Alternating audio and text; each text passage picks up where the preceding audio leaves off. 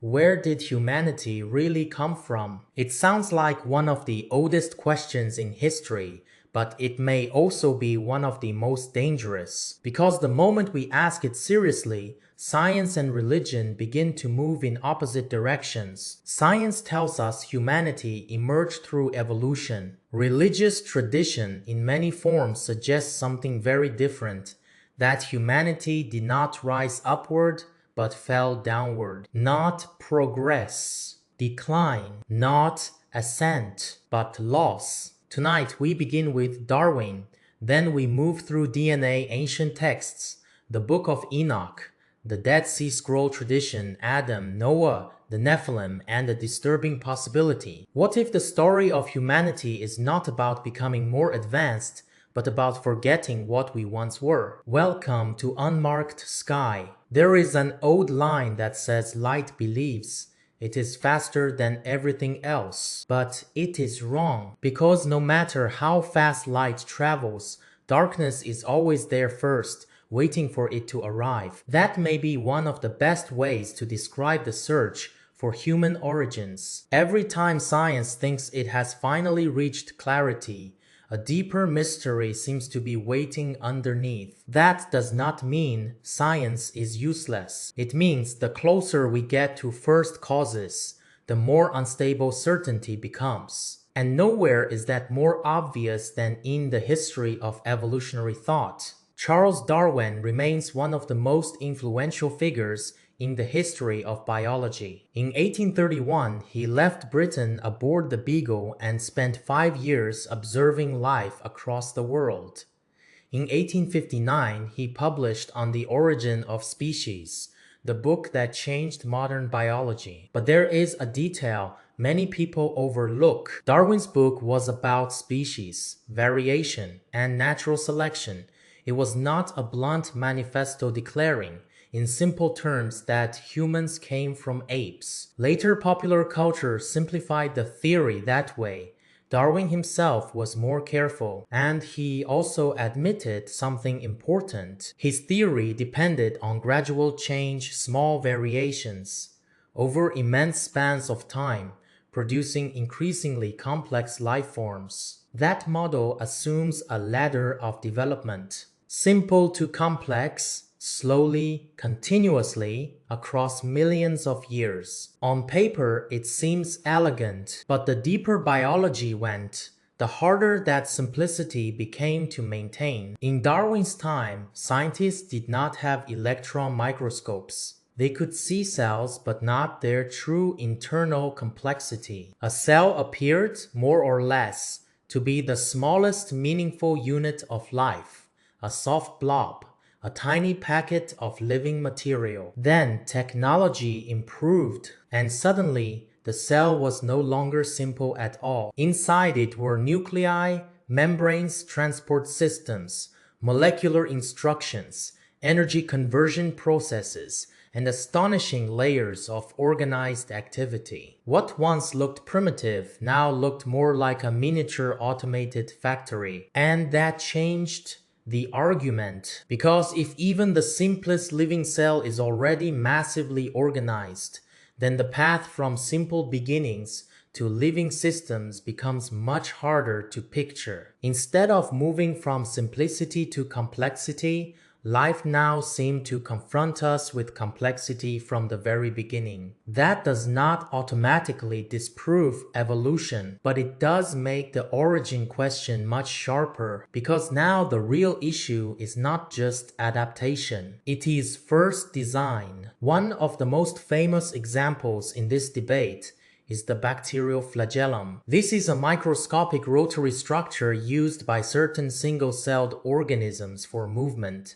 and at a functional level, it resembles a kind of biological motor. It includes components comparable to a rotor, a drive shaft, a switch-like mechanism, and a propulsion system. Critics of standard evolutionary models often point to it as an example of what they call irreducible complexity. The argument is simple. A system like this only works if all the key parts are already present, remove too much, and the mechanism fails. So how does a fully functional system emerge through extremely gradual, piece-by-piece change? That question has haunted debates around origins for decades. Even Darwin anticipated the danger. He wrote that if a complex organ could be shown to have not been formed by numerous successive slight modifications, his theory would absolutely break down. That line still matters because it shows Darwin understood the vulnerability. He knew complexity would be the battlefield, and in many ways it still is. To address that difficulty, later scientists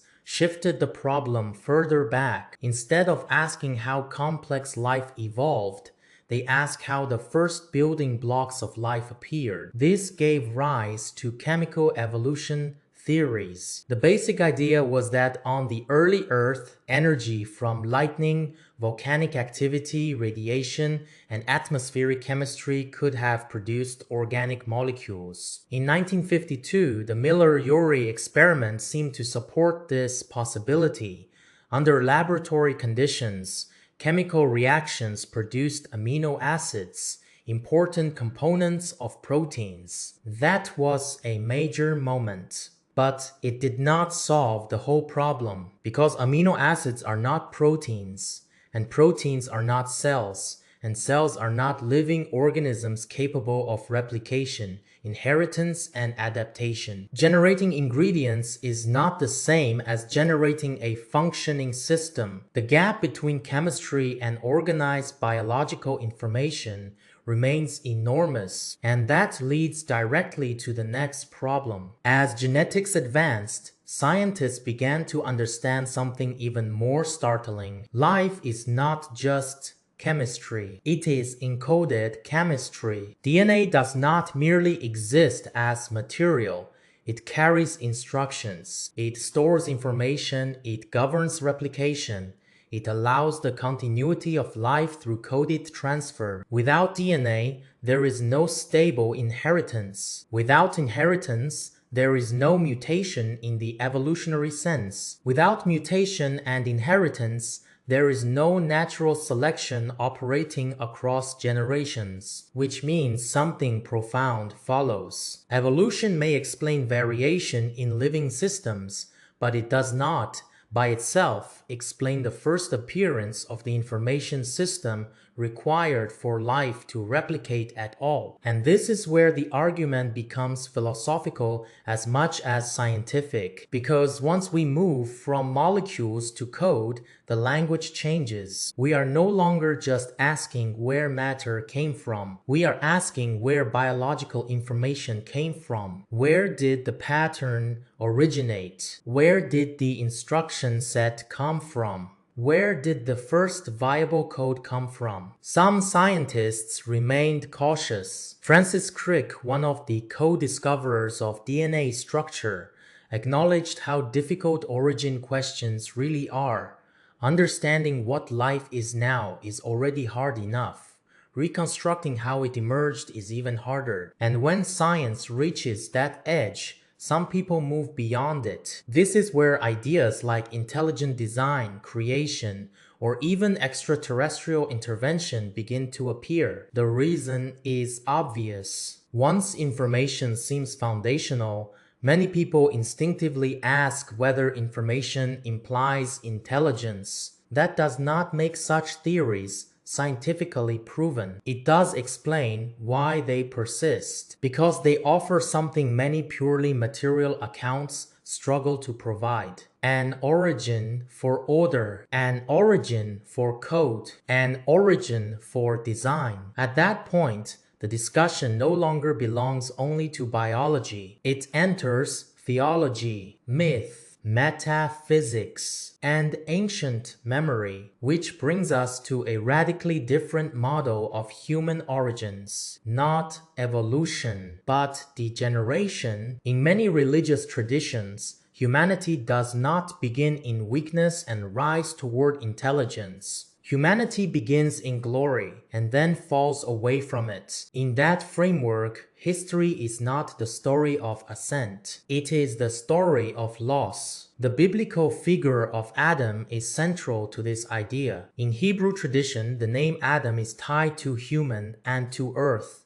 He is formed from the ground, but animated by divine breath. In this vision, humanity begins not as an animal among animals, but as an image bearing being something closer to the divine than to the primitive. And in later interpretive traditions, Adam is not imagined as a fragile prehistoric creature. He is described as vast, radiant, and fundamentally different from the modern human condition. Some traditions portray him as physically immense. Others describe him as clothed in glory, surrounded by a luminous covering, something like a garment of life or divine light. This is not mainstream science, but it is an important contrast, because here human history begins at a peak and what follows is decline. In this framework, Adam's first loss is not merely moral, it is ontological, a loss of condition, a loss of stature, a loss of radiance. The story of Eden in this reading is not just about disobedience, it is about transformation. Before the fall, humanity is said to exist in direct connection to divine life. After the fall, that covering is removed. Mortality enters. Shame appears, the body changes, the world changes. In later mystical and interpretive traditions, this moment is even more dramatic. Adam and Eve are no longer simply expelled from a garden.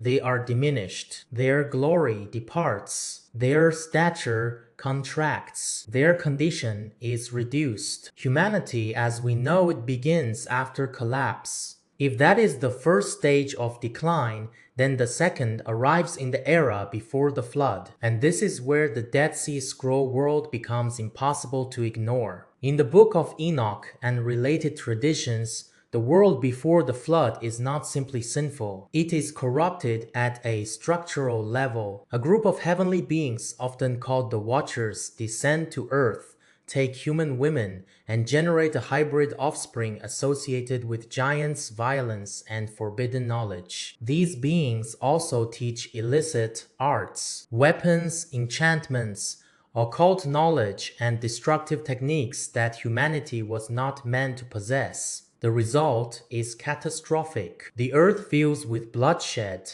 boundaries collapse, violence spreads, and creation itself becomes unstable. This tradition matters because it presents a completely different model of ancient history. Humanity is not slowly rising from savagery. Humanity is interacting with higher beings, receiving dangerous knowledge too early, and collapsing under the weight of it. Again, this is theological literature, but it preserves a pattern that keeps returning in ancient myth. Knowledge falls from above, civilization is altered, and giants appear in the aftermath. That pattern is echoed again in the story of Noah. One of the strangest details in Enochic and related traditions is the birth of Noah. In the account referenced in your source text, Noah is not described as an ordinary child. He appears luminous, unusual, almost frightening,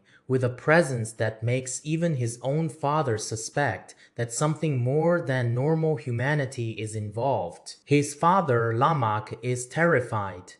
The child looks different, not monstrous but elevated, marked as if he belongs to another order. And the explanation given by Enoch is not that Noah is corrupted. It is that Noah is chosen, set apart, a figure through whom the world will begin again. This turns Noah into something more than a survivor. He becomes a reset point, a new version of humanity for a post-catastrophic world. In modern speculative language, some have even reimagined this as a kind of Humanity 3.0 model, a symbolic way of saying that after Eden and before the flood, something about the human line is stabilized, reduced, and reformatted for long-term survival on Earth. That is not an academic doctrine, but it captures the logic of the tradition. Noah marks a transition, a narrowing, a redefinition of what the human future will be, and after him, humanity becomes smaller in every sense. Lifespans shorten, power declines.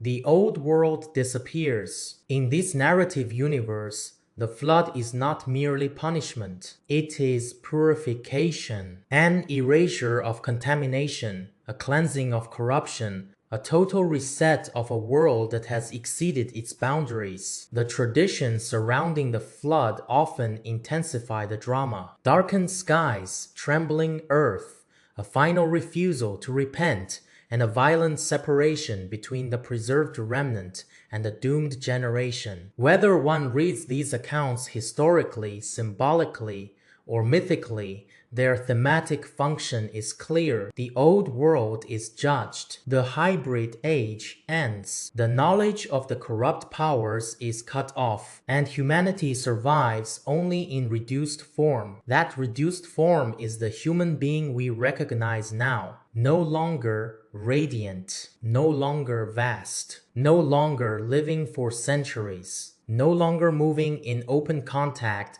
with higher realms. If that is the religious narrative, then it offers a direct challenge to modern assumptions. Maybe the ancient world was not primitive. Maybe it was fractured. Maybe what we call civilization is not the beginning of humanity's story. Maybe it is the aftermath. So where does that leave us? Science still wrestles with the origin of life, the origin of information, and the emergence of biological complexity. Religion preserves a very different memory, not of ascent, but of fall, corruption, reduction, and survival. One story says we rose from below. The other says we descended from above. One says humanity is becoming. The other says humanity is forgetting. And maybe that is why this question has never gone away. Because beneath the arguments about fossils, genes, scripture,